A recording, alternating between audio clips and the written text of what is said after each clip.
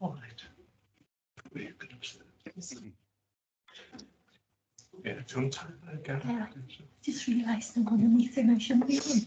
Just to confirm, we're ready to start whenever you want to, Chair. Yeah, not- I'm ready. Well, according to mine, it was 9:59. I wanted to be punctual, so. Okay. By all means, yeah, if you were ready to start, by the time you click it in, it'll be 10 o'clock anyway. That's great. Okay, we're ready to record. Morning, everyone. I know it's a horrible weather and everything, but it's nice to see everybody turn up for the meeting this morning. If we go on to item 1, and apologies for absence. Have we got any apologies at all? Hywel and Lisa Mullen. Right. Any other apologies before we move on? No. Thank you very much. Chair, we'll record Councillor Proctor as apologies. She's still on maternity leave at the moment. Okay, that's great. Thanks very much. There's as apologies. Yeah, no, if that could be recorded, that's great. Thank you very much. Before we move on to the next item, I'd like to thank Ronnie Alexander and Louise Townsend this morning attending our meeting. Hopefully they'll see what a good work that the service is doing. As we move through the items, they'll see that we always challenge anyway. If we move on to item 2, then declarations of interest. As members of the Fire and Rescue Authority, reminded their personal responsibility to declare both orally and writing any personal and or prejudicial in respect of matters contained in the agenda in accordance with the provisions of the Local Government Act 2000, the Fire and Rescue Authority standing orders and the members' code of conduct. So any members got anything they would like to declare before we start the meeting? Yes, Chair, please. Councillor Morgan, did you want to come in? I was going to go on. Yeah, can you do it for the two of us, Steve? Yeah, Councillor I- Morgan and myself were on the Gwent Public Service Scrutiny Board. Yeah. That's the first thing. And also whenever the new Inning fire station is mentioned as well, because that's within my borough. Okay.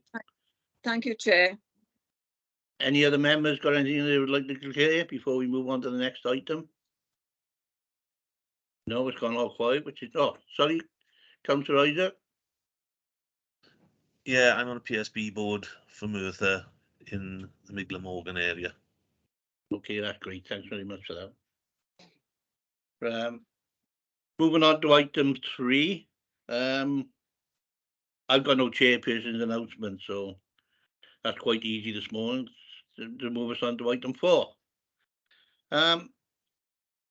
It's to receive the minutes of the Finance, Audit and Performance Management Committee held on the 5th of December 2022, and that's on page 5 to page 10. Yeah. So if you want to look at it page by page, page 5, page 6, page 7, page 8, page 9, and page 10. Is there anything in them minutes that any member would like to raise anything? No. Thank you. Is somebody happy to propose and second them, just to be sure? I wasn't in attendance. Yeah. Can I Somebody- do it? Can I do it, Chair? But I wasn't in attendance at the last meeting. It probably have to be somebody in attendance. So Yes. Does somebody propose a second it? I can't see anybody. Hughes. Right. As long as that's okay then. I can't see everybody with their hand up and everything, only on screen. Right. Councillor Hughes has moved them. Come in a second. That's great. Thanks very much, Gavin. Of course, the decision, if we move on to item 5, which is the Treasury Management Strategy 2023 to 2024. And I think Jennifer's Sambo's doing that because Lisa's on holiday. Chair, I'm going to do that actually, and I'll leave Jen to do some of the later reports. Okay, that's great. I'm sure members are pretty well versed now with the requirements around treasury management and the strategy that we do every year. You normally see 3 reports during the year, which is a report that sets out the strategy for the coming year, a report that monitors the strategy part way through the year, and then a report that tells you what actually happened at the end of the year. So this is the first report setting the strategy for 2023-24. The format and the inclusions are pretty much as standard, so I'm not going to take you through much of the detail of the report itself. But what I do want to do this morning is just talk about a couple of changes that are coming your way on treasury management. Some of them will affect you, and some of them are just for note, really. One particular requirement is around a new treasury management indicator, and if I refer you to, if I can just find it, page 22 of your agenda, you'll see there's a chart entitled liability benchmark. So there's a new requirement to set out this chart in the treasury management strategy, and what this does, it actually compares the various loan vehicles that you have over the year against the requirement to borrow, the capital financing requirement. And essentially all it does is show you on a chart, really, what the CFR is in terms of, that's the top line on the chart, in terms of your borrowing requirement, and the various levels we expect of the different types of loans that we're actually borrowing over that period of the strategy. The reason for this really is to look at whether we are under or over borrowing. Now, during the currency of treasury management, we report to you whether we're under or over borrowing generally anyway. And our principle to date has been to under borrow where we can, so that we utilise our cash reserves to actually keep us under the borrowing requirement. And this chart really just shows that graphically in terms of the position that we've got there. So you'll be seeing that chart on a regular basis as part of the treasury management reports in future. That was the first item that I wanted to mention. The second item is in respect of training. There have been a couple of changes on treasury management training in terms of the requirements to maintain training records and to train both members and officers to ensure that we're able to discharge our treasury management functions. Not a great change there, other than the fact that you will start to see treasury management training come in your direction, and I believe at the Fire Authority meeting on the 27th at Cardiff Gate, we'll be kicking that off with the first session with our treasury management advisors actually coming to talk to you. So you'll start to see that unfolding at that meeting. The other thing I wanted to point out, which you may see as good news or bad news, is there are changes around the treasury management reporting requirements. And one of the reporting requirements is that we do quarterly reports on treasury management updates, really, in terms of similar to the budget monitoring you get. It just gives you a quarterly sort of update on treasury management activity. So whereas before you used to having the 3 reports, that is setting the strategy, monitoring the strategy, and reporting the outcome of the strategy, now what you'll have interspersed in the year is 4 quarterly monitoring reports. Now, what we don't intend to do, you'll be glad to know, is give you 7 different reports on treasury management. What we're going to try and do is ensure that we tie the various quarterly reports in with the existing strategy reports. So you'll probably get 4 reports through the year rather than the 3 that you get currently, and they will cover off a kind of monitoring position in each of the reports as well. So that's something that you'll see as we go through the currency of this financial year. That's all I wanted to pick up on the report, Chair. Unless members have got any particular questions about the report in itself. Has anybody got any questions that Chris can be able to answer, or any concerns? Yeah. Yes, please, if I can. Yeah, Councillor, to me. Yeah. Yeah, thank you. Yeah. On the left, on that chart you're showing us, let me just, you say thousands of pounds on the left. That's not right, is it? I mean, we're not talking about billions here, are we? Absolutely spot on, Councillor Noami. That is not billions. The £1,000 is an incorrect reference. They're million. The figures are millions of pounds. Yeah. So it should be pounds, really, shouldn't it? Yeah. 10 million, 20 million, 30 million. Yeah, I thought, my goodness, we're borrowing a lot of money there. Absolutely spot on. Well spotted. Yeah. Thank you for clarifying that. So thank you for that. The only question I would ask, Chris, is there anything that could impact us later on regarding all the borrowing or anything? No, Chair, I mean, obviously things are changing the economy on treasury management generally. We've seen interest rates creeping up. But most of our borrowing that we've done to date, obviously we've locked in at lower rates. Where we have borrowing requirements going forward now, if we do borrow, then clearly they will start to reflect the market. But then again, a lot of the, I've said this before, a lot of the rates for borrowing reflect the long-term market anyway. They don't reflect sort of short-term fluctuations in interest rates. When we borrow, we tend to borrow sort of 5, 10, 15, 20 years. So that long-term interest rates are what determine those borrowing rates rather than short-term movements in the interest rate. Okay, thanks for that. Chair, we got Councillor Hughes, then Councillor Buckley. Yeah, by all means. Come. Thank you, Chair. Yeah, just 2 questions. One, the first one is on page 18 about the scrutiny training and the Treasury management training in particular. Just to point out that a number of us, like myself, have probably been on training with the constituent authorities. And I wondered if there was a way that we'd be able to perhaps have a sort of check system to save us having to go through the same process again. That's a very good point, Chair. We are aware that obviously all members are required to go through this process or similar processes in their own authority where they're dealing with treasury management. We are intending to try and dovetail in with that so that in future what we do is we get some feedback from members about where they have been trained, where they feel they've been adequately trained. Obviously we need to reassure ourselves that that's the case and it's not just being said. But yes, we will try and ensure that we tie that in. Oh, that's great. The other question then, Chair, is about the private finance initiative, which is down on page 20. I'm aware of the Cardiff Gate scheme has been financed in this way. Are there any other projects that are similarly financed? Not in the fire service, Chair. That's the only one we've got in the fire service. Obviously, there are in the wider public sector. Okay. Are you happy with them? Yeah. Yes, thank you. Thank you. My one was a simple one on page 22, 2.4. Working capital got 1 star, and there's an explanation underneath. And the over borrowing got 2 stars. Is it the same explanation or is it one missing? That's a good question. I think that's probably a hangover from a previous comment that's been taken off, Chair. So apologies. I wasn't sure, that's all. Thank you, Chris. Are you happy with that? That Chris is hangover.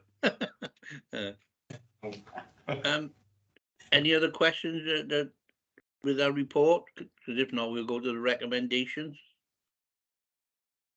No, nobody. Can I do the recommendations first, Sarah, before we propose it and ask members, or? Yes, please, Chair, if you could confirm them. Right. The recommendation that the Finance Audit and Performance Management Committee note the following and recommend for Fire Authority approval. The first one is regulatory changes and reporting impacts. The Treasury Management Strategy Statement, that's a lot to say. Capital potential indicators and minimum revenue provision policy. The borrowing policy and Treasury indicators and limits. Annual investment strategy. And the Treasurer to update strategies and policies as necessary. So somebody can propose and second that. Move that, Chair. Thank you, Chair. Somebody else second it? Yeah. Second, Councillor Buckley. Second, Chair. Thank you. Sarah, would you like to ask members? No, we don't need to take a vote on that now. That's all right, As long as everybody's in agreement. I didn't know whether you needed a vote on it. No. Not today. Right. If you move on, next item then is the internal audit program. That's on page 45, and that is Steen for you to lead on that. Are you okay? Good morning, Steve? everybody. On in. Hear me? Yes, fine, yeah. Thank you. So this is the internal audit plan. Members will be familiar that each year we bring you an audit plan for you to agree. So there's a 3-year strategy and a 1-year annual plan. So it'll be the work for 23-24. It's come to us as an indicative audit strategy. There was a couple of things we weren't sure of at the time, but I'll come on to that and I'll clarify that as we go through. Just a kind of big picture, a couple of key themes we're picking up on kind of globally in terms of risks and things we need to cover. You'll have seen it in the report. So mentioned interest rates already. So the macro financial environment, the cost of living crisis, all of the things like pandemic, conflict in Ukraine, all the things that the effects of they're having, shortages in labour, continuing supply chain disruption, all of those things we have to build in and think about as part of producing a plan. The knock-on effects of that will be potential increases in wage demands and the knock-on effect for budgets and potential for strike action. Ongoing cybersecurity issues, growing number of cyber attacks, complexity of attacks, and increasing reliance on IT as well. So the effects of being hacked or disrupted in any way by IT ever more prevalent. And as we approach 2030, the effects of climate change and the need to react in terms of being more sustainable, having better carbon footprint, all of those issues, and we need to build in as part of the annual plan and the 3-year strategy. Again, members will be familiar. What we tend to do is we look at kind of the big picture, all of the risks and issues we're accounting as an audit firm. We will look at your risk register, the services risk register, and we narrow that down to have a 3-year strategy and a 1-year plan. And within that 3-year strategy, we're looking to cover all of your key governance, key risk, key financial systems, and as well as your key operational processes as well. So as I say, a 3-year strategy is translates into a 1-year strategy. This year, you will have noticed there are a number of audits that have been penciled in for 23-24, which are new for this year and in particular to issues and concerns that are arising at the present time. If I just give you some background to some of those as part of the 23-24 plan. So electric vehicle charging. So members will be familiar with the over the last year or so, the service has been implementing charging points. So we've put a plan in, a review in the plan to look at the arrangements for managing those charging facilities and how that works internally.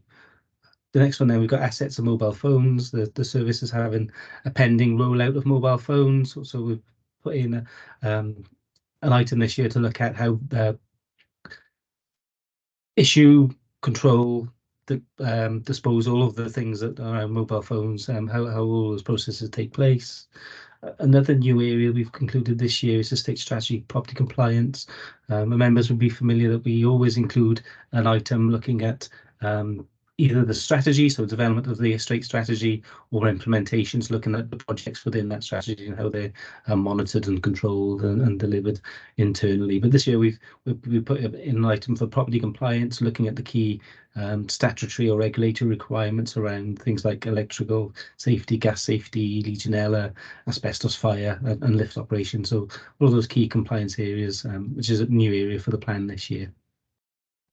A couple of other new areas as well. So Office 365 implementation, a key process because it affects both operational elements as well as security implements, because of security requirements around IT security. So we're looking at the project management arrangements for that. Again, members will probably be familiar with the issues surrounding nationally surrounding Airwave and the implementation of emergency services network. So we put in an item to look at how the service have managed identifying what the risk might be for continued delays and how they're managing and then putting mitigations in place. I think just last week there was an announcement from the Home Office saying that they still don't know when the emergency service network will be up and running. So it's key to identifying what the implications are and how the service then manages those risks. And perhaps the other item just to draw your attention to, I mentioned it was an indicative plan. In putting the indicative plan together, we weren't sure whether we would cover pensions or performance review. We've had feedback from the service and we're going to look at pensions this year and performance review next year. And pensions will be just administration of pensions, just to be clear. It's administration of the pensions rather than any around, for example, McLeod or the other judgments. So I'm happy to take any questions on the 23-24 plan or the 3-year strategy. Thank you, Steve, for that report. Anybody got any questions for Steve? Oh, Yeah, sure. There's a question, Chair. Yeah, by all means. Okay, it's just sort of look at the picture in terms of the independent review into the culture of the organisation, which is ongoing, and perhaps to consider the implications of that. I think one that might require some revisiting is the human resource management well-being, which is down presently as 25-26. I think it might be useful at some point to reconsider the programme in the light, what recommendations are brought to light. Chair, fair to say, I think Councillor Hughes is on the same page as us. We did discuss this as part of our discussions around the plan, and absolutely agree. It'll depend on what comes out of that process. Obviously, what we don't want is a piece of audit we're carrying on at the same time as the review. But as soon as the review is complete, if things do come out of it that require change or looking at, then we can reconsider that timescale. Absolutely. Yeah. Okay, anybody else got any questions regarding that with Dean? Jen, you're on, I know you wanted to speak, but you're on mute. I'm hopeless on these things. Sorry, Chair. I just wanted for some clarification because my phone dipped in and out. What was said about Home Office, please? I only picked up Home Office. Sorry about that, Chair. Could somebody Yes, sorry, Councillor. Sorry. There's a review in the plan to look at the emergency services network and the continued delays and the services identification, what the risk might be and how they're managing those risks. I think last week there was something in the press from the Home Office saying that they're still not sure when that rollout of the emergency service network might go live. So with that uncertainty, it's good that there's an item in the plan to look at the effects of that. Thank you very much for that. I just think we'd keep our eye on it so we can move forward. Thank you very much. Thank you, Chair. Yeah, thank you, Jen. Any other questions for Steve before we look at the recommendations? No? If we go to the recommendation, it's just that members approve the internal audit plan for 2023-2024. Somebody proposed a second, are we happy with that? Yes, I'm happy with that. Yeah, we're all happy with that. That's great. Yes. Good report. Yeah. We now move on to the next item, which is the internal auditor's annual report year ending 31st of March 2023, and that's on page 63. Now that's Jennifer and Steen collaboratively. That's what I got here. Who wants to lead on that? If I take that, Chair, if that's okay. Yeah, go on, Steve. Yeah, so does this, again, members will be aware each year we produce an annual report which feedbacks on the audit work we've undertaken in the year and provide you with a head of internal audit opinion. Members will have seen that this is an indicative report again, due to the timings. We've still got a couple of pieces of work that we need to finalise and get to draft and then final report stage. So just members need to be aware that we'll probably need to update some of the numbers as we go through. But again, I'll kind of give you a feel of what the implications might be for that as we go through. At this stage, the head of internal audit opinion is reasonable, effective risk management, control and governance processes in place. Again, the members will be aware that's the highest praise that we give, based on the work that we've undertaken.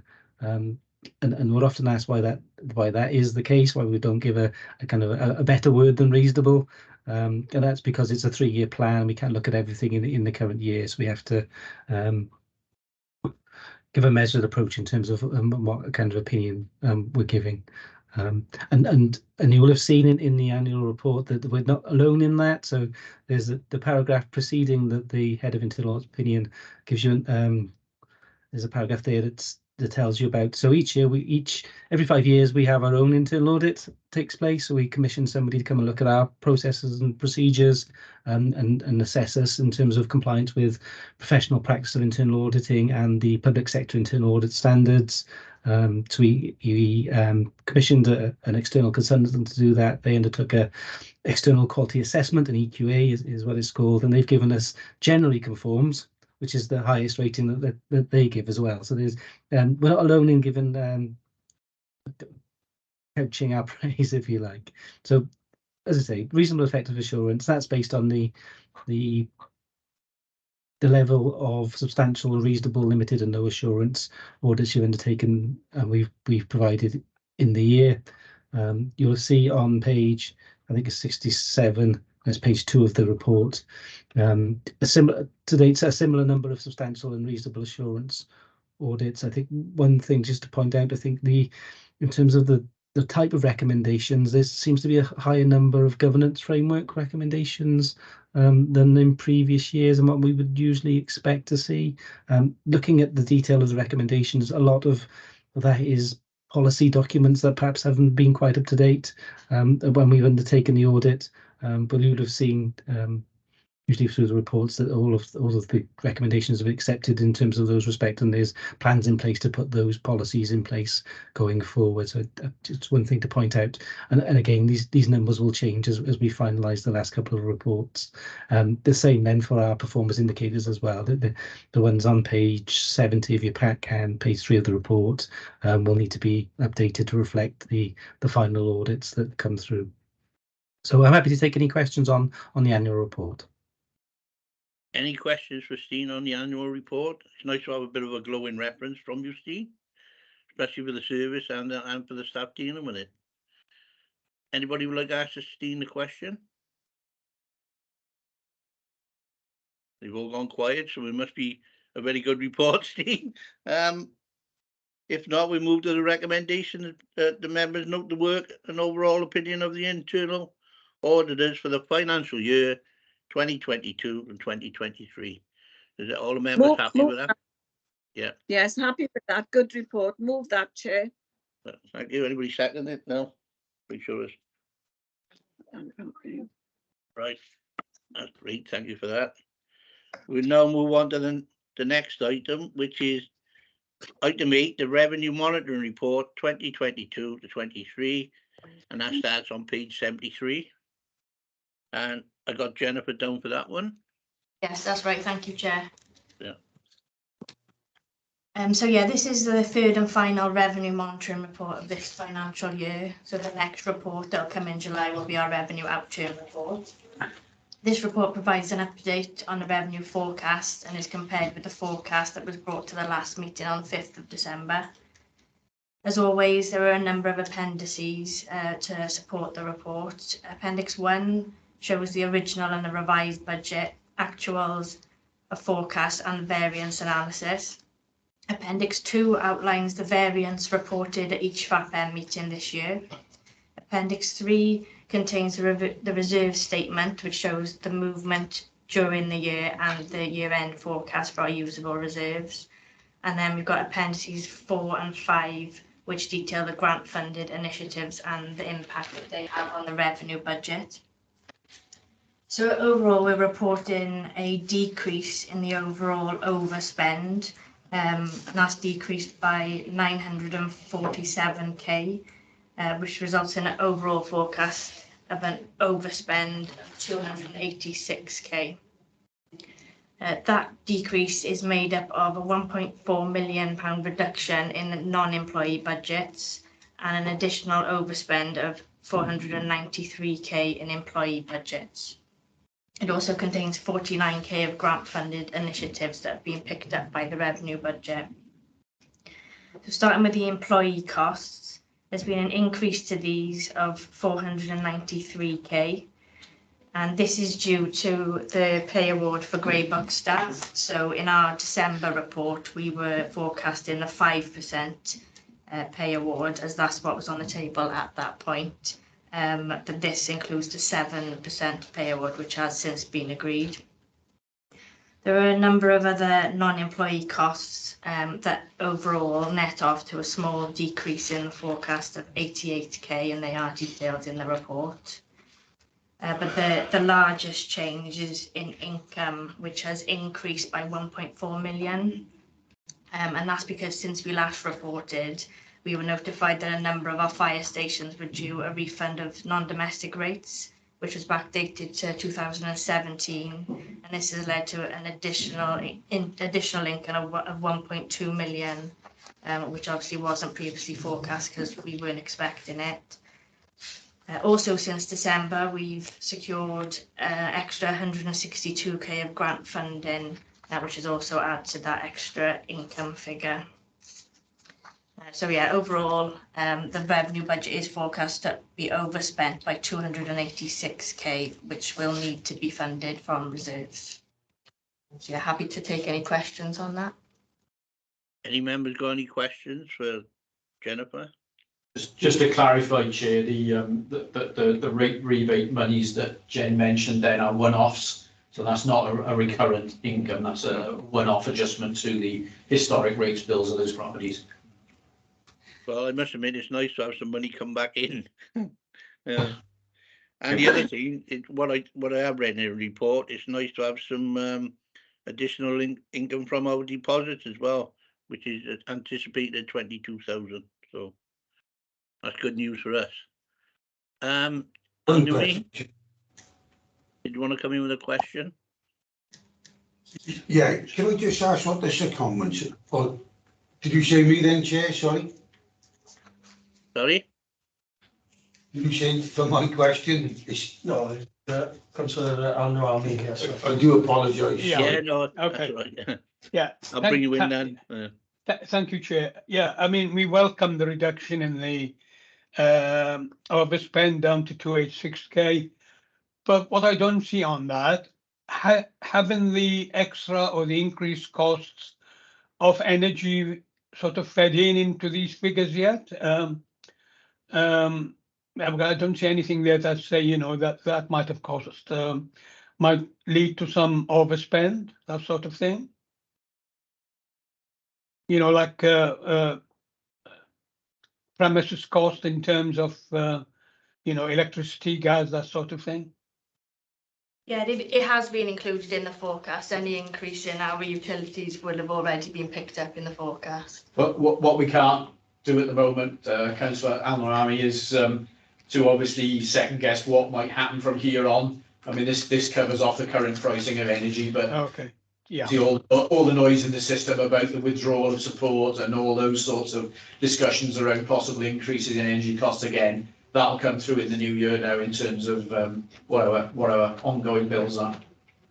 so we expect those to sort of work themselves in the figures for next year, really, don't we? Yeah. Okay, thank you.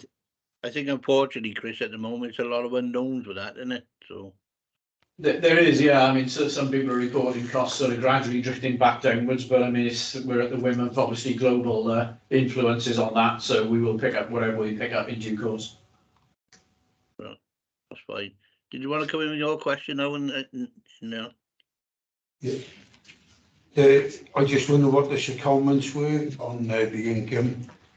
You got NRW, Merseyside and NFCC. I know it's not a huge amount of money, I just wondered what they were, that's all. Can anybody answer that one? So that those are made to pick up. Yeah, we obviously got officers seconded on various different projects. We've got one officer who's seconded to National Resources Wales looking at the wildfire project. Right. We have an ongoing, it seems to have been a rolling with Merseyside, which is around the national resilience. Yeah. So we've got someone working on there.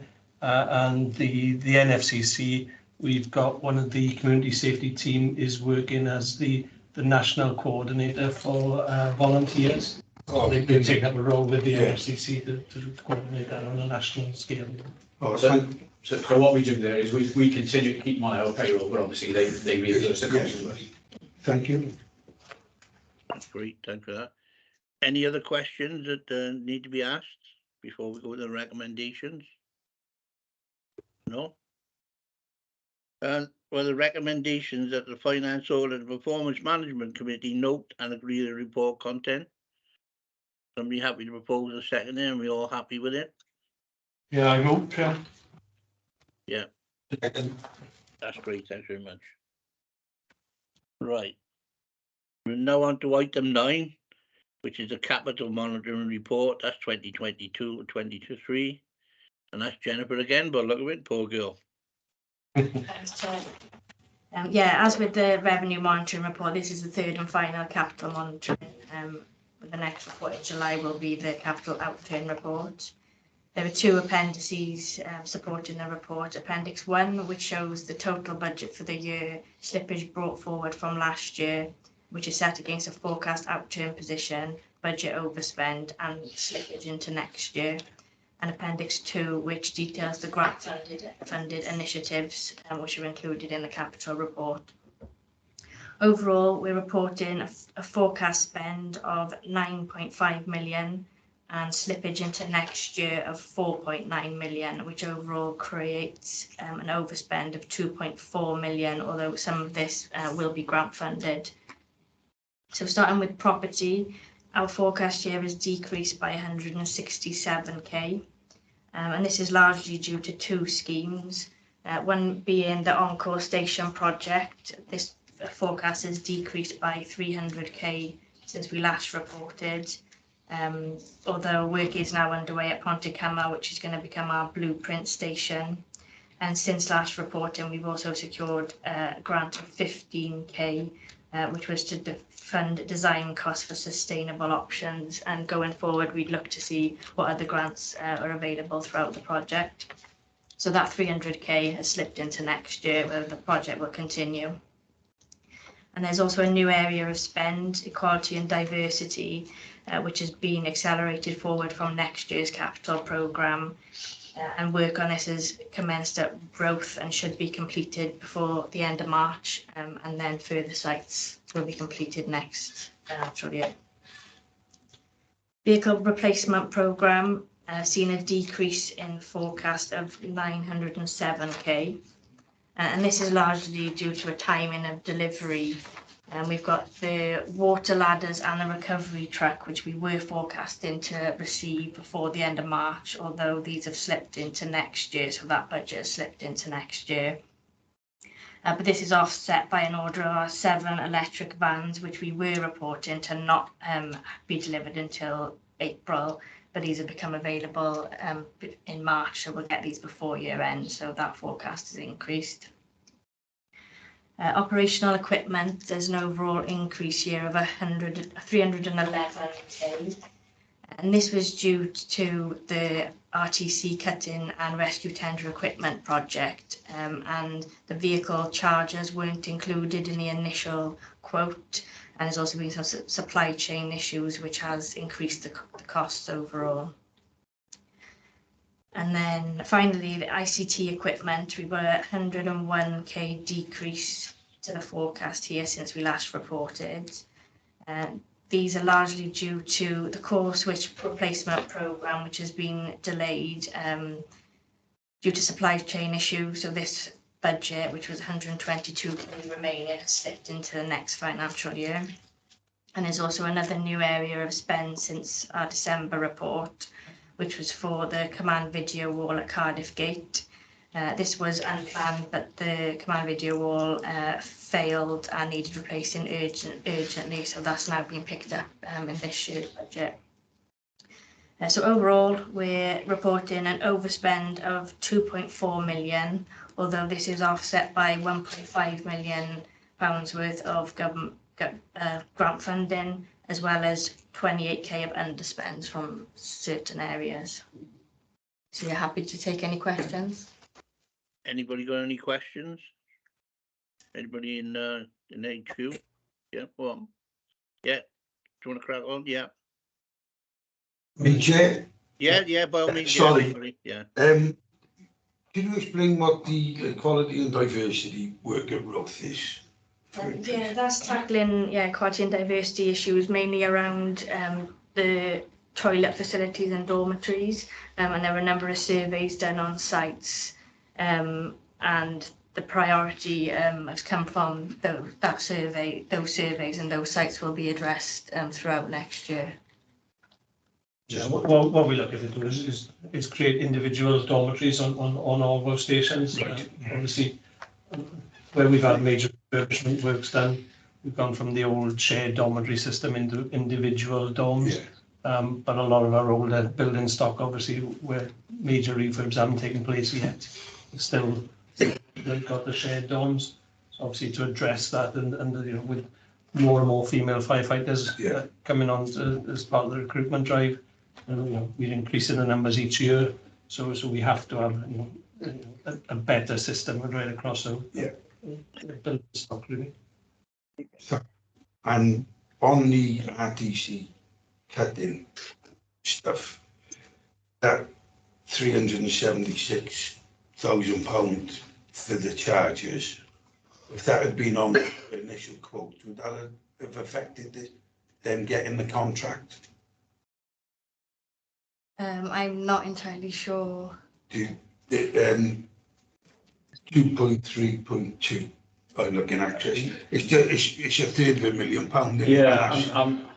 I've got to be honest, I haven't got the detailed background of that. I doubt it is, because I suspect the original quote was for the equipment itself, and I'm presuming we're talking about electrical charged equipment as opposed to hydraulic and other equipment. So I'm guessing for some reason we've missed the requirement to have the kit on the vehicles to actually charge the stuff, whatever the stuff came from. It would have needed to be charged. So maybe we can report back next time on that to understand the background to that issue. Yeah, and that don't even have to come back to this committee. If you wanted to let me know. Yeah, we certainly let members know how that came to pass. Capture, and for that value, I would envisage that there's been a separate tender exercise done over and above the initial award of the contract for the equipment itself. Yeah, I'm probably misreading it, because you need to chat. If you're having that type of equipment, you need to be able to work it. And sorry, a final one, Jen, I do apologise. Blueprint station for Pontycummer. Does that mean we'll be doing them like McDonald's, where it's just the same plan and every station looks the same? Or is that going to be like your gold standard one that we're looking at? Not sure. It'll be our standard blueprint for stations going forward. Obviously, each station is going to be different depending on the size, you know, and shape of the land that we've got to work with. Yes. But where possible, you know, everything that's included in Pontycummer station will be included in other stations. Albeit some we may have to put extensions on in different shapes. We may have to go up in some stations because we haven't got the ground space to expand outwards. So, but what's actually included on the floor, you know, the original floor plan for Pontycummer and the kit and equipment that's going in there will be really blueprint that we use for all of our on-call stations going forward. Thank you. That's what I thought it meant. I just wanted to clarify. Cheers. Thank you, Chair. Yeah, no problem. Councillor Wright, you wanted to ask a question? Yes, please. Thank you, Chair. This may be as a result of me being fairly new to this group, but I noticed that. Sorry, excuse me. Wrong, my throat. The replacement of the video wall at Cardiff Gate is included. I was just curious about why that wouldn't have been part of the PFI arrangement, as from what I understand of them. I know them in connection with schools, for example, in my area, that things like replacement of faulty or broken IT equipment, etc., would form part of the PFI arrangement. So why is it that we are funding it out of this budget, please? Forgive me if I've got this, I understand this completely wrong, but it'd be good to know for my education purposes. Thank you. Well, that's okay, Councillor. The command wall at Cardiff Gate was installed a number of years after the initial PFI project kicked off. So I think we're into year 18 with the PFI project now. But I think the command wall was probably a good 6 or 7 years after that we right into Cardiff Gate. It was a new technology that became available, and it was a new way that we undertake the incident command training. So it's all done via a sort of video scenarios based on the video. I don't know if you've seen the wall. You probably have an opportunity, certainly in March, as Fire Authority, where the wall is made up of screens, the entire size of the wall in a room. I think I get the picture. I think I haven't yet seen the one in Cardiff Gate, but I think I've seen them on the telly, for example, where they have multiple screens managing various things, and a bit like the CCTV. So if it was not part of the original PFI, that answers my question perfectly. Thank you very much. Thanks. Okay, thank you, Councillor Wright, for that. The only question I want to ask is when we're putting in for tenders, particularly, are we lowering any slack really regarding pricing because of the increase of a lot of the equipment? When you say putting in for tenders, obviously we put in for tenders, and the costs that come back are obviously as part of the evaluation process and the cost outcome.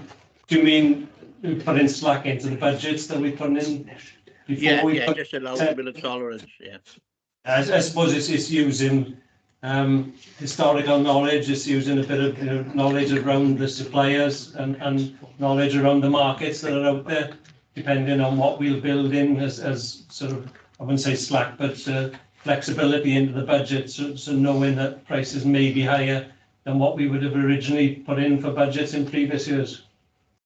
You know, the reason I asked that because a lot of our equipment is specialised. You know, it's not sort of things you can get off the shelf. That's why I asked that. Yeah. And yeah, there is limited suppliers in certain of the areas that we buy equipment. So we know then that we're pretty much stuck by what the pricing will be because there isn't much of a wider competition on the market. Yeah. No, thanks for that. Comprehensive answer. Any other questions that needs to be asked? Chair, yes, on the equalities and diversity, has any work been done around the fact to make how many of our stations are suitable for female firefighters and, how many are not? Because I think it's time. I remember some years ago, we having this discussion and here we are having it again today. To make all stations suitable for both female and male firefighters, because as you just rightly said, Chair, there are more females coming into the service. Yeah, I'd like to come in on that. Obviously, the survey that Jen mentioned, we've had the survey done to look at which stations need work done to bring it up to the required standards, and that's part of the priority going forward in the next financial year. So which is why we've already started the work by doing those dormitories in Dyffryn. But yeah, off the top of my head, Councillor Morgan, I don't know exactly how many stations need doing, but again, that's information we'll fetch back to the next committee. But it is, it has been brought forward as a priority for the next financial year. Thank you very much. Thank you, Chair. Good, thanks for that. If there's no other further questions, then we'll move on to the recommendations. That members note the budget and progress of capital schemes, approve alterations identified in Appendix 1 and associated movements in funding. Somebody like to propose a second that, and we all in agreement. Yeah. I'm in agreement and I just propose it, just Chair. Yeah, thank you. We got somebody second it. I can't see anybody in the thing. Yeah, Chair. That's great. Thanks very much. Right. If we now move on to item 10, which is the annual report of the work of the Finance, Audit and Performance Management Committee. And I know that's you, Sarah.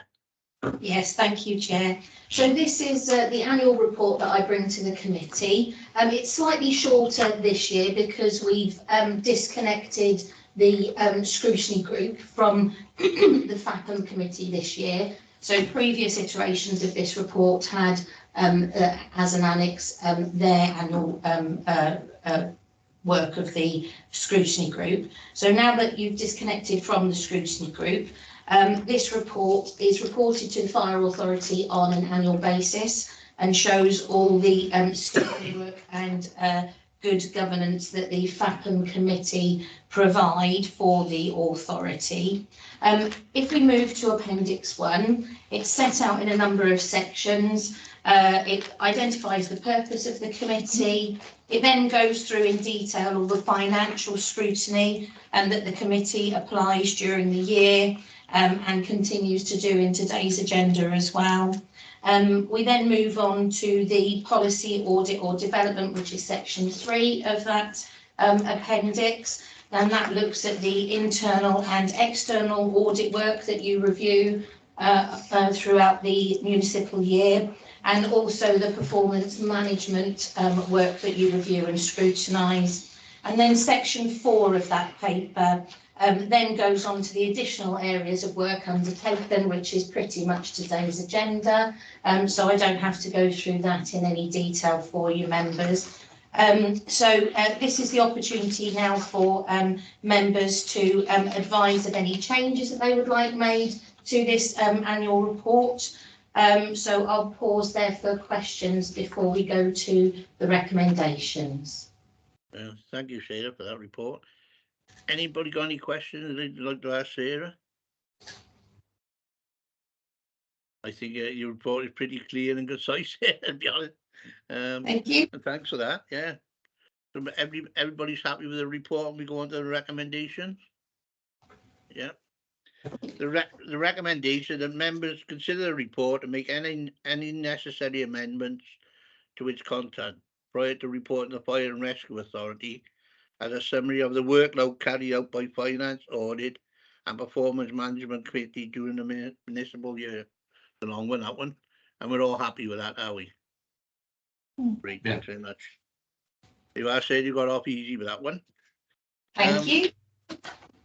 If you move on to item 11, which is reports for information.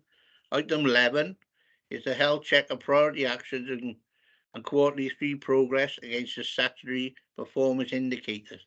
That's on page 109. I missed the last one. Yeah, I'll take this one, Chair. Yeah, standard quarterly report that comes before this committee, and it also goes to the Fire Authority. It shows progress against, the first part of the report shows progress against our 8 strategic themes, which are set out on page 111. It shows what the 8 strategic themes are. And then over on page 113 shows the number of tasks and the red, amber, green status against each of the tasks that are set against those strategic themes. The remainder of that part of the report goes into a sort of narrative detail of all the ongoing work that's going on against each of those areas. So it's showing really all the good work that's going on. Lots of work against each one of those strategic themes. I'll pause at that point, Chair, before going on to the strategic indicators, just to see if there's any questions at that point. Anybody got any questions regarding it? The only question I have, just to remind particularly the new members, that we normally let them have their local reports of the incidents in their areas. Yeah. Yeah, you'll see. So if I move on to the next bit of the report, which starts on 133, and this is the performance against the strategic indicators. On page 6, it shows the diagram there shows the movement against the targets set for each of the strategic indicators. So we got 3 of the targets are either on target or better in the target. So total RTCs, total deaths and injuries in fires, and total accidental deaths and injuries in fires are all on target or better in our targets. But the other 3 then, total fires attended, total false alarms attended, and total other special service calls attended, and the percentage of dwelling fires confined to room of origin are all over 5% above our target set. The remainder of the report shows the narrative against each of those strategic indicators.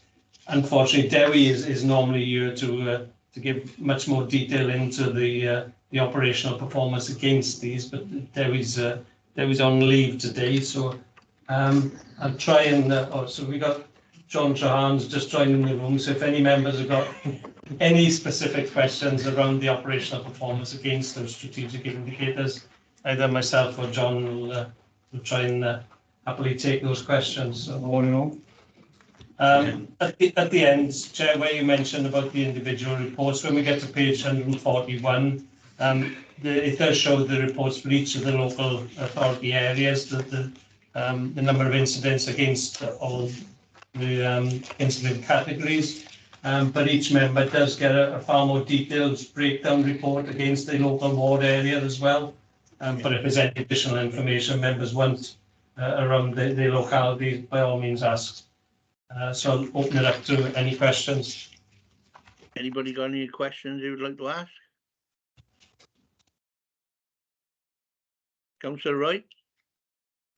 Thank you. Yeah, it's a really very informative report with loads of details. Was the only thing that I noted that would be of sort of concern was the increase in wrong way to target of rooms confined to the fire of origin, and is there any I appreciate obviously the officer that would normally answer is away, but is there any further commentary on how that's happening in terms of anything we need to look out for in the future as well? Is there, you know, what's caused that? Because that seems to be the thing that'd be of most concern, because it's probably the thing of most risk, you know, to the firefighters as well as the public, of course. Thank you. Yeah, thank you for that. Would like to come back in on that one? I'll start on that one, and if there's anything John or Chris Hadfield is also on there, if they want to jump in. This particular indicator is one that we've always challenged or had certainly discussions with Welsh Government about. It's an indicator that's totally out of our control, really. It's obviously depends size, shape, design, everything on each building, each incident that we attend. And you know, there's very little control that we can have into maintaining the origin at its source until we actually respond, until we get to the call. So it's a bit of a challenging one for us, but unfortunately the Welsh Government insists that we have to maintain it as a statutory indicator. I see again, probably this is due to me being new, but thanks for that explanation. Yeah, I can, you know, when start thinking about it when you explain it, I can see, yeah, how out of your control it very much can be, because you don't control the design of the buildings where sadly incidents occur. So thanks very much. Yes, Councillor Wright, and also a lot of this is due to the behaviour of the inhabitants of the buildings as well.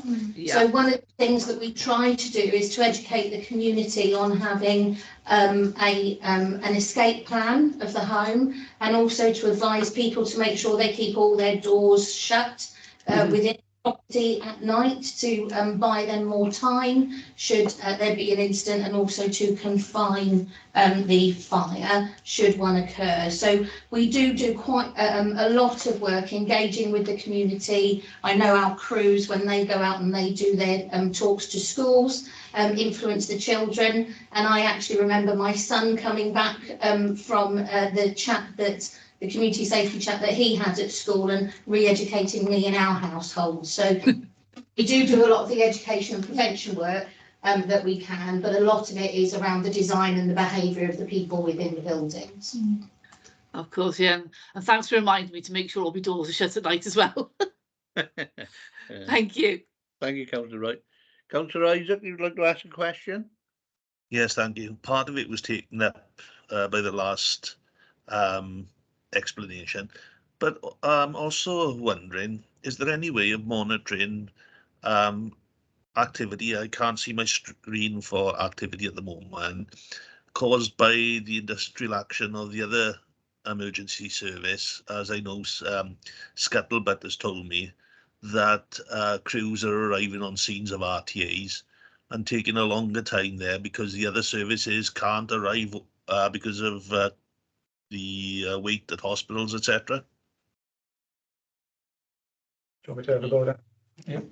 Yeah, I do apologise. I don't know who the chair is. I walked in late, Councillor. Basically, we have the Operation Development Review Team, which is an internal section of our organisation that develops and monitors our calls. We use that for learning and influencing future training and development of our staff. So they're collating all the statistics in relation to calls that we attended as a result of medical responding incidents of delays such as industrial action, and also we've got our BMIS monitoring system that records all our calls as well. We are seeing an increased amount of medical calls that we've been requested to attend, and each one is dealt with by a case-by-case basis. And that's usually dealt with the duty group manager. I myself am duty group today, and I've had one this morning. And it's not just medical calls, it's also assist the police. I was doing one this morning with Cannabis Factory. Can we come with a system to just shore up the ceiling? So it's a lot of special service calls that we're assisting other agencies with, but it's all down to they help us, we help them. So, but it's done at a case-by-case basis. But these statistics are being monitored and they can be presented if required. Does that answer your question? You happy with that, Councillor Isaac? Yeah, thanks for that. Yeah, because I was concerned that there may be not an appliance available if needed due to either industrial action or the other duties that the fire service are now being asked to attend. Thank you very much. Thanks for that. The questions I got is probably around the red markers, the special services calls, and the total of false alarms. They seem to be going up dramatically. Are we doing any interventions to try and reduce them figures? Yeah, we have our LEAF strategy, which is a learning event after we leave. Basically, if we've got a premises that has a high number of false alarm activations, we don't just turn up, silence the alarm, check the premises. We actually give some education as well. And there are certain premises that get flagged up, so they get higher intervention. And we have adapted our response profile to certain premises and certain buildings, depending on the time of day and the capacity of people that's in there. So it might be different in the day as opposed to in the night, where statistically our fires are more likely to occur. Where instead of sending a full predetermined attendance, we just send one appliance to carry out some checks. So yeah, there is a concern with automatic fire alarms going off, but as systems become more clever and more intelligent, basically we're getting a lot more false alarms. But with the advances of technology, we're now putting the onus on some of the responsible persons at the premises, if they are there, to do the checks prior to us arriving, and they can confirm if it is required a full predetermined attendance or not. Yeah, no, thanks for that. It must be, a bit of a nightmare. You keep getting false alarm calls, which are not actual legitimate ones. Then, if you look at it that way, yeah. And in relation to the special service calls, I'm sorry I didn't answer that bit, because we're a fire and rescue service, we don't just deal with fires. Our special service calls are increasing from chemicals to entrapments, crushing injuries. There's lots of things that we're now going to as a rescue service, not just as a fire service. So our special service calls will increase, and as previously mentioned with industrial action and supporting our other blue light colleagues, we're getting assistance messages all the time where we're supporting each other. So it is a balance of finding what we can go to and what we should go to, but wherever possible, we do try to assist our other blue light colleagues. That's great. Thanks for your response. I know a lot of the important work you do, but when people see the figures are going up and up, and they think, well, what are you doing to try and bring them back down? I understand the service is under a lot of pressure, particularly with the other services struggling. So I thank the members for that anyway. So yeah. Any other questions now before we move on? Because that's just a report for information. Anybody else? No? That's fine then. If we go on to the next item, which is item 12, is a preparation, certification and publication of the annual statutory statement of accounts 2022 to 2023. And that's page 151, and that's Chris again, I think.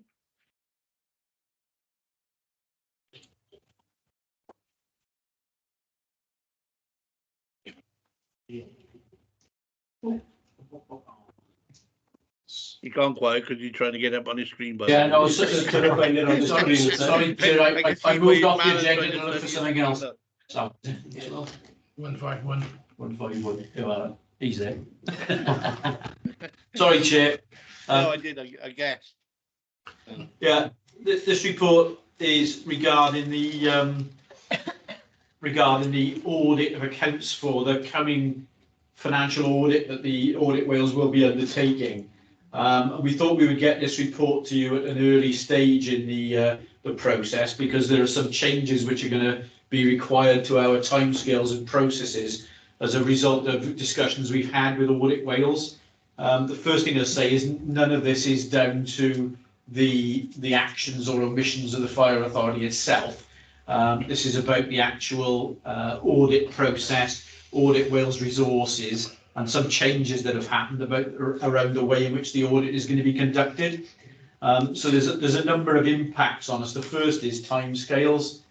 We have a situation where essentially Audit Wales have signalled that they will not have resources available to undertake the work that they would normally undertake in the required timescales.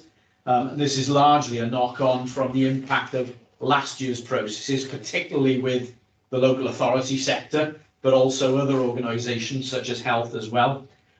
So they are actually signalling to us that they will have to drop the audit process and timescales back by a number of months. So normally what the timescales would be was that we as a fire authority would prepare our draft accounts by the end of May for certification by myself. We would then submit to audit. Audit would undertake the audit work in the next 2 months and sign off the accounts before the end of July. The indications are that we will be looking more like September, October, November timescale for the sign off of the accounts. Now, what we as an authority are not planning to do is change anything we do. So we will comply with our statutory timescales and processes to get the accounts signed off, the draft accounts signed off by the end of May as normal. We don't have any problem with that. We don't have any problem with undertaking that work.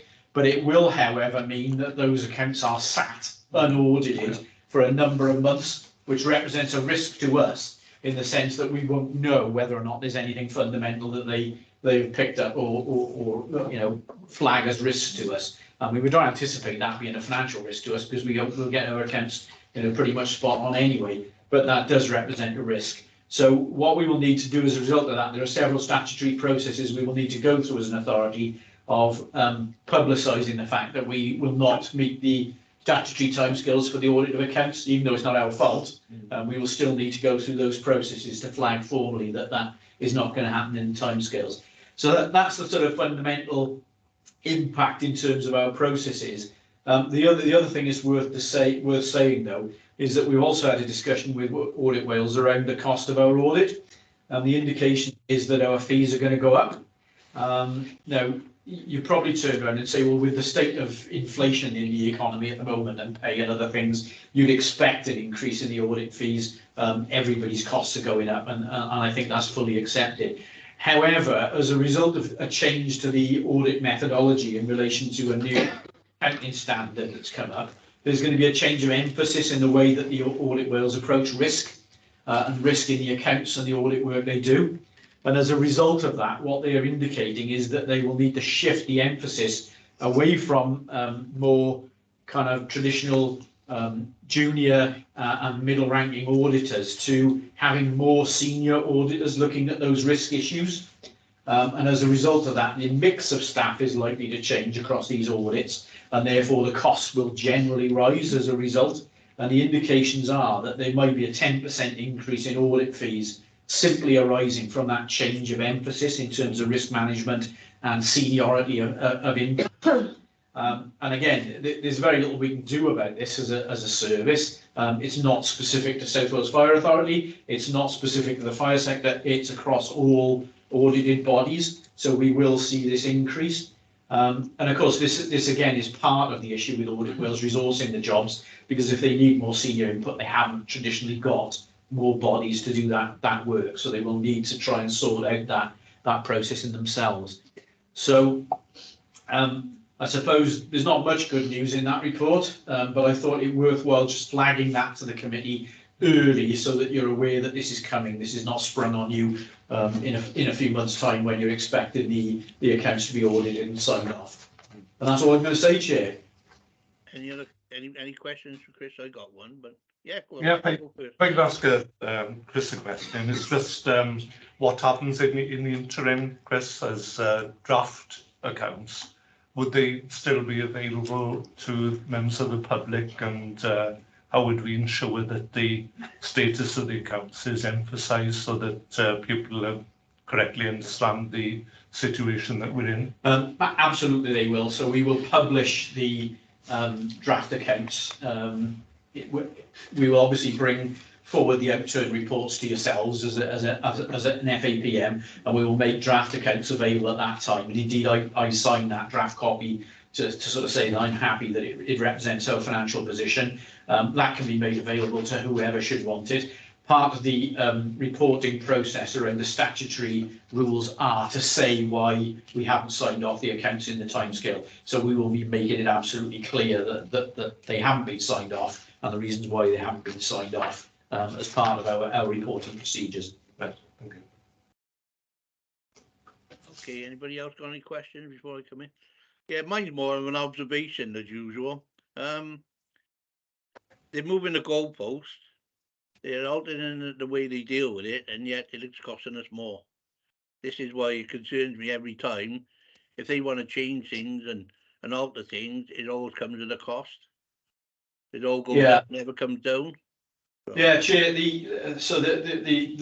The change to auditing emphasis around risk is brought about by a new accounting standard. So it's not, in a sense, it's not something Audit Wales have decided themselves. This is something that's being imposed more generally across the financial sector. And obviously Audit Wales have to respond to that with their audit regime, and we in turn will have to respond to it in ensuring that the information we provide them and the way in which we couch our processes also picks up that issue. I have a particular view about whether or not the things that are being concentrated on, some of the things that are being concentrated on as being high risk are in fact high risk, but that's a difference of opinion between me and probably those who write the standards. But we are stuck with what we're stuck with in terms of the statutory audit regime, and we have to respond accordingly. Charles, do you want to come in? I see Nick come up, so I knew he'd have an answer. Just to repeat, really, that they are they're international auditing standards adapted for the UK, so they're adapted to financial audit issues that have arisen primarily in England, and they've adapted the standards. So we don't really have any say in those, unfortunately. And just to say that our financial audit colleagues should be able to provide a more up-to-date timeline in the Treasurers Group discussion later this month, I think it is. But I appreciate, this is outside of the authority's control. Yeah, no, thanks for that. Anyway, it gives it a clearer picture to everybody there. Yeah. Nick, I know you'd have something. Thanks, Chair, for the opportunity to speak. And just to say that I think the important thing for members to take away from the update provided by officers is that the key thing is you're not changing anything you're required to do. You're still working to your timetable. So I think that's entirely the right way of looking at this. This is a particular issue that we have to address internally, which we are seeking to do. And as Charles said, there will be a letter coming out in the next month or so outlining hopefully an updated timescale for delivery of the work, so it won't be delayed. On the fees, I take on board the comments made that this feels like a very difficult settlement, particularly with some of the timing issues. I would just point out that's the financial audit cost that's going up. We're not increasing our performance audit fee at all. And we have held fees at zero increase in the last 8 years. So, this is, I guess, a reflection of where we've got to, and it's been a very difficult settlement. But I think the comments made both by officers and members is something we will take back to our colleagues in financial audit to ensure they're aware of your issues and concerns. Thank you for your response, Nick. Anyway, much appreciated. Any other questions before we move on to the recommendations? Yeah, just one point to note. Obviously, depending on the timescales and when the audit does get completed, this committee has got delegated authority to approve the statement of accounts. The actual timetable of meetings hasn't been approved for the next municipal year as yet. We'll try and build some flexibility into that calendar, but we may, depending on when the audit is complete, we may have to call a one-off meeting with a single agenda item just to consider the statement of accounts at that point. Okay, well, thanks for your update anyway, Garen. If I move on to the recommendations, that the FAPM committee note the delay of the certification and publication process of the 2022-23 accounts, the statutory duty arising as a result of non-compliance, and change Audit Wales' approach to the 2022-23 audit, and the increased cost of external audit service. So members happy with that? Well, it noted it. There's not a lot we can do about it, so no. So thanks for that. If we move on to the next item, which is item 13, And that's the internal audit progress report and audit action update. And that's Jennifer again, a poor lady. Shall I take that, Chair? Yeah, oh, sorry, that's page 155. Do you want to do that, Steen? Yeah, go on. Yeah, so 4 reports and a progress report to feedback to you. If I take each of them in turn, so it's rosters, ICT, network security, human resources training, and key financial controls. So all positive reports, reasonable or substantial assurance. But if I just give you a brief overview of each of them, bear with me. Yeah, so the first one we've got is rosters. So we're looking at management of the rosters, so things like making allowances for leave, for sickness, for training, and building those factors into the roster and how all that's managed. As I say, generally positive, reasonable assurance, just 1 important and 4 routine recommendations. But lastly, processes were good. The 1 important recommendation, some might be aware, so historically, the roster team has always reported performance indicators around crewing on appliances. Part of that also is the need to have a certain amount of crew managers and watch managers. So there's a recommendation relating to that. And then there's 4 routine recommendations, which are mainly around, as I kind of mentioned, as part of the annual report, are around updating of leave-related policies, so leave and sickness absence. Those types of policies need to be updated, all in place, but just need to be reviewed and updated. So I'm happy to take any questions on the rosters report. Right. Anybody got any questions? I've got a question from page 156, which before you actually got to the main report. On 2.3.2, the top line, the most recent penetration test was performed in 2018. Doesn't that seem a long time ago? You know, have we got an update that, you know, that's 4 to 5 years? Have we got a recent one, or are we going to do it recently? Shall we pick that one up on the next report that Steve will cover off on? All right, yeah, sorry, yeah. It's only that I've written into my report. Yeah, so that's the if there's no questions on the rosters, that's the next report that's in your pack. So it's ICT network management, and you're quite right, Chair. There's it says in the report the most recent recommendation was 2018, and there is a recommendation, an important recommendation for a penetration test to be undertaken, and I think that was penciled in for around about now, I think, to be undertaken. There's a bit of a timing issue when this report was completed and when it's presented to you. So yeah, so ICT, reasonable assurance, and we're looking at physical access, security and hardware, software and hardware. 3 important recommendations, as I say, 1 relating to penetration testing, and then there's 2 relating to the firewall and servers, and you will have seen in your capital report that those the servers have been are almost there in terms of their implementation. So new servers are almost there. And there was also then 1 routine recommendation, again relating to security related policies, but clearly a knock-on effect in terms of the infrastructure change to the new infrastructure, and then a need to update the policies accordingly. So that's ICT network security. The next report in your pack then is human resources management and training. So this was substantial assurance. We're looking at the arrangements for determining what training is required, and then how that's all booked in and managed in terms of availability of staff and reporting in terms of mandatory compliance of those types of areas. Just 1 routine recommendation. Again, procedural documents need to be updated for various aspects of training and training procedures. So a good report there, substantial assurance. And then the final report in your pack is the key financial controls audit. Just bear with me.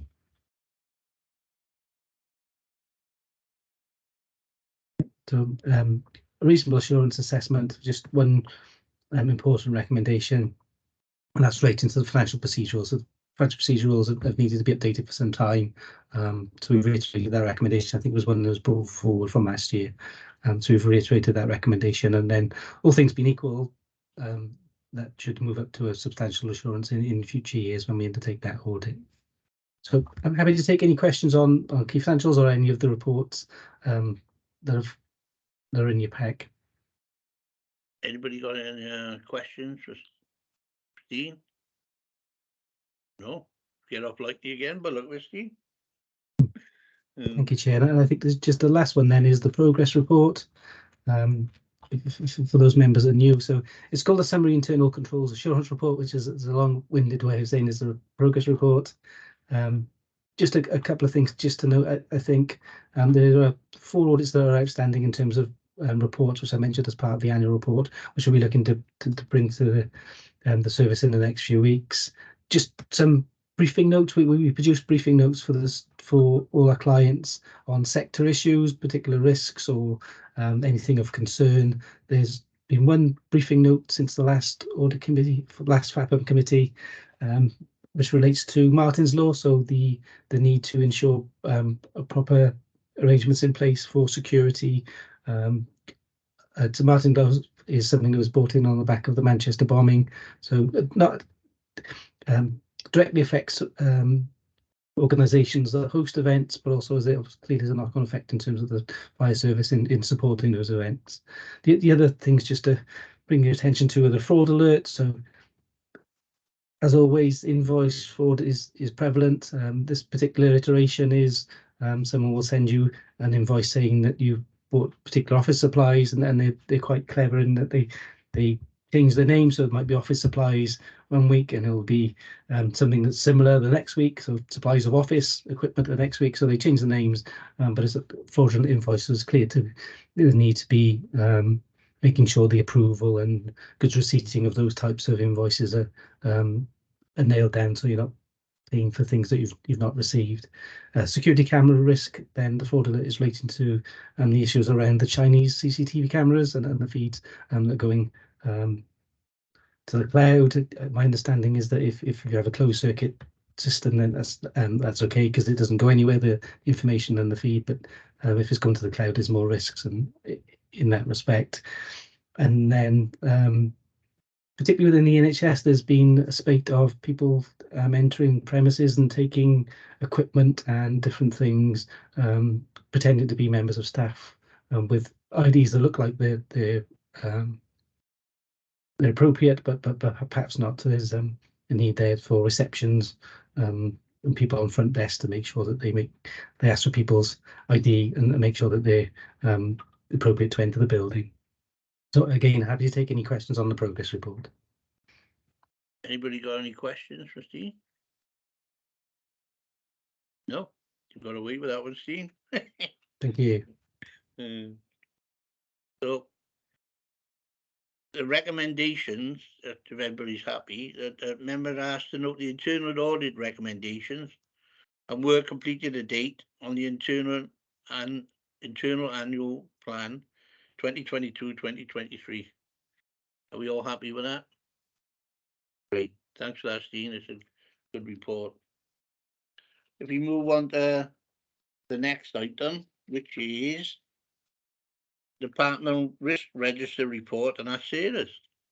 Yes, thank you, Chair. So I'll just give a high-level appraisal for members of the Departmental Risk Register report. We bring this to you on a regular basis. The highlights of this report are that there have been 4 new departmental risks identified, and those are identified in section C on page 205 of your papers, covering gazetteer updates, the IRS system, login privileges and encrypted ICT devices. For 2 of the new risks, they've been identified through the security risk group, and we've had discussions with heads of service, and they'll be discussed further at the next security risk group later on in the month. 1 departmental risk has been closed, and that was the vehicle fueling change requirements. No strategic risks, so we've got a 2-tier corporate risk register. One looks at departmental risks, and then we have the strategic risks, which are reviewed on a regular basis. No existing strategic risks have been downgraded to a departmental risk, and similarly, no existing departmental risks have been upgraded to strategic risks. Section A of the report on page 194 lists all of the departmental risks and their current performance. And then section B from page 195 looks at the risk details and the Q2 update and score and comments. And then moving on to section C, which is on page 205 onwards, you've got the updates provided for the 4 new risks. So I'm happy to engage with members about any questions or queries about the risks. I may not have all of the intimate detail for them because fortunately I don't think I own any of them at the moment, but I'll give members an update as best I can if there are any specific questions. Anybody got any questions you'd like to ask Sarah? No. The only thing I was looking at, the risk besides that is the control staff. I know you said you lead on with that, and I was quite concerned with that because they're the frontline staff for the 999, isn't it?